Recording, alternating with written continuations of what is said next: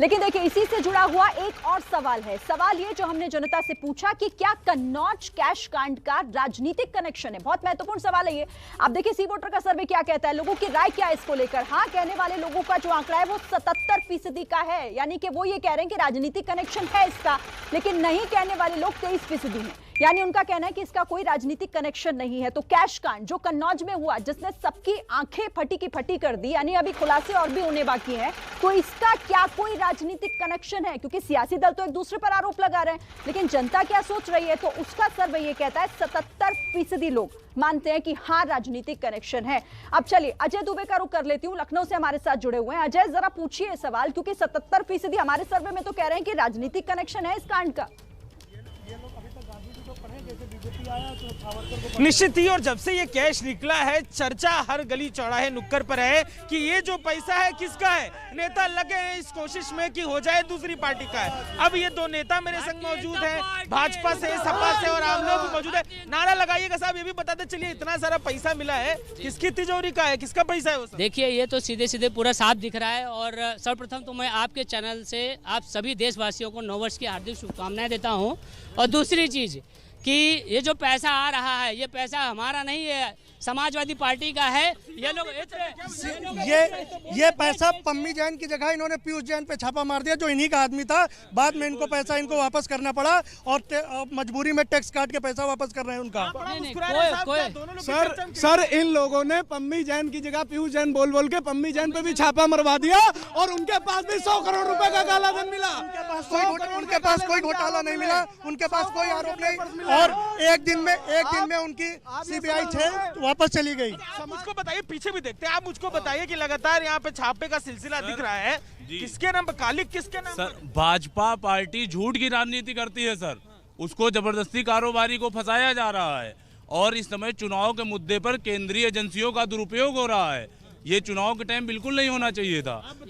ये जैसे भाई साहब बता रहे हैं कि केंद्रीय एजेंसियों का दुरुपयोग हो रहा है, शायद इनको नहीं पता है कि केंद्रीय एजेंसियां बिल्कुल स्वच्छंद है, बिल्कुल फ्री हैं और उनको रेट डालने की किसी की जरूरत नहीं पड़ती है। और इससे बताइए, बच्चा गोदी में लिए हुए, मुझको हाथ रखिए उधर, बताइए मुझको क्या लग रहा है नोट को लेके, किसके ऊपर पूरा? ये सब बीजेपी की झूठा पॉलिटिक्स है। ये केवल आम लोगों को परेशान कर रही है। इनके इतने बड़े बड़े कार्यालय बन गए हैं, कहाँ से पैसा आ रहा है? ये हमको बता रहा हूँ, जैसे भाई ने पूरा देश बेच दिया है। मैं एक चीज भाई सब बेच दिया है। 4.5 साल से कहाँ थे ये? मैं एक चीज सुनिए भाई साहब, काम करते हैं। इतने समय तक सत्ता में नहीं थे, लेकिन इनके पास झूठा प्रवक्ता आ गए जिससे ये सरकार बनाने के लिए सक्षम हो पाए। लेकिन इस बार से ये सत्ता से बेदखल हो जाएंगे। अगली बार 24 में भी ये सत्ता से बेदखल होगा। बड़ा मुश्किल हो रहा है, तो सत्ता पे लेके जा रहे हैं, पैसा किसके रंग पे लेके जा रहे हैं? मैं बता रहा हूँ, देखिए जैसा ये लोग की बौखलाहट ये बोल रहे, ये लोग नहीं बोल रहे, इनको इस बात का ये डर है कि तो ये नेताजी लोग तो अपना हिस्सा बता रहे हैं। आप किसके ऊपर कालिक देख रहे हैं? भैया बोल रहे हैं तो और भी लोग हैं, किसके ऊपर कालिक देख रहे हैं पैसे का? ये योगी सरकार में ये यूपी की जनता जान चुकी है कौन सी सत्ताधारी है, कौन सी वंशवादी सरकार है और किसमें परिवारवाद पूर्ण रूप से है। तो इस बार यूपी की जनता उसी को चुनेगी जिसमें परिवारवाद नहीं है, दंगाई नहीं है, क्योंकि यूपी सरकार में 1% दंगा नहीं हुआ। लोगों की राय लखनऊ में जो नोटबंदी तमाम नोटों को लेकर दिखाई दे रही है। बिल्कुल, तो पैसा किसका? क्योंकि दीवारों से जो पैसा निकला अब उसे कोई अपनाने को तैयार नहीं है, लेकिन ये जांच का विषय है कि आखिर ये पैसा या कुछ संपत्ति है किसकी। बहरहाल चलिए अब अगले सवाल का रुख कर लेते हैं, सी वोटर का सर्वे। और अगला सवाल मथुरा से जुड़ा हुआ है। मथुरा का मुद्दा उठाकर बीजेपी ध्रुवीकरण की राजनीति कर रही है क्या? ये सवाल जब हमने पूछा लोगों से तो देखिए क्या जवाब मिला है।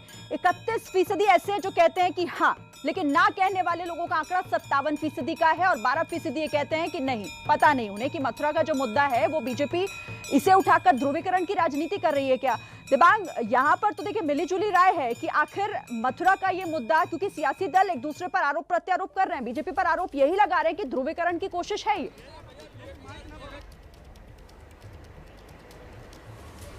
जी हाँ, ये जो ध्रुवीकरण की कोशिश है, मैं आपका सवाल ठीक से सुन नहीं पा रहा हूं, पर मुझे लगता है आप ये पूछना चाह रहे हैं कि ध्रुवीकरण की कोशिश है कि नहीं है जी। और ये लगता है कि ये कोशिश है, क्योंकि ये चुनाव से पहले सीधी ये बात की गई है। पर इसमें कोई चौंकाने वाली बात नहीं है। ये बीजेपी की एक तरीके से स्ट्रेटेजी रही है हर बार कि वो ध्रुवीकरण भी करते हैं, विकास की बात भी करते हैं, विपक्षी जो हैं उनको परेशान भी करते हैं। तो ये अलग अलग रंग हैं बीजेपी की रणनीति की, तो उसी का ये एक तरीके से हिस्सा है। ठीक है, तो यानी कि यहाँ पर 31% लोग जो कह रहे हैं कि हाँ, यानी दिबांग आप ये कह रहे हैं कि ये स्ट्रैटेजी है, ये स्ट्रैटेजी के तहत यूपी चुनावों में इस मुद्दे को उठाया गया है बीजेपी की तरफ से।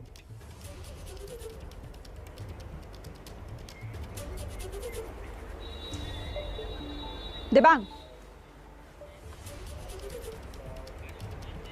चलिए दिबांग, हम आपके पास फिर से आएंगे, शायद मेरी आवाज आप तक सही। ठीक है दिबांग, मैं आपके पास फिर से आऊंगी, जैसे ही कोई दिक्कत अगर है तो वो ठीक होती है।